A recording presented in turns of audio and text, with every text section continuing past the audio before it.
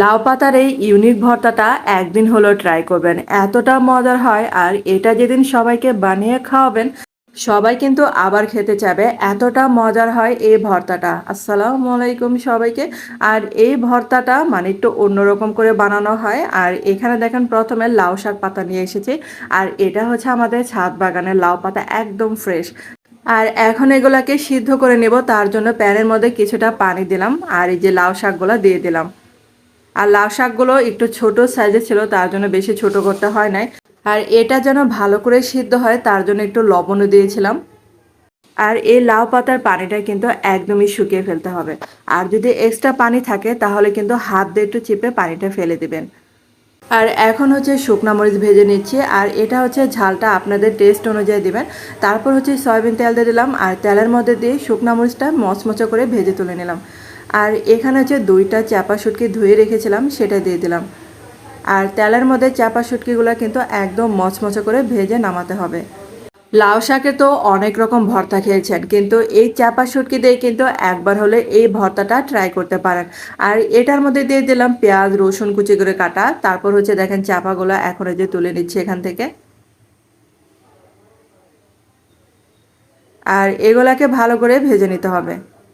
আর এটা দেখেন ভাজা কিন্তু হয়ে গেছে। আর এগুলাকে এখন হচ্ছে শিলপাটায় বেটে নেব। প্রথমে লবণ দিলাম, লবণ শুকনা মরিচগুলা ভালো করে গুঁড়ো করে নিচ্ছে।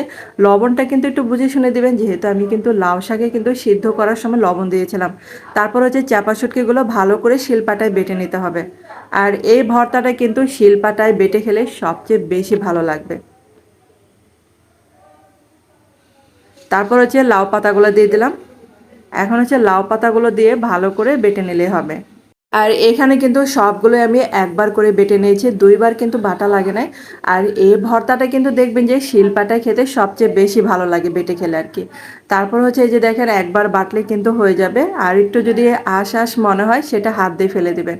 আর পেঁয়াজগুলো কিন্তু আমি বেশি মানে বাটবো না, এটা হচ্ছে হাত দিয়ে উপর দিয়ে একটু মানে গড়িয়ে নেব শিলপাটায়। এটা মানে কামড়ে কামড়ে থাকবে, খেতে অনেক ভালো লাগবে।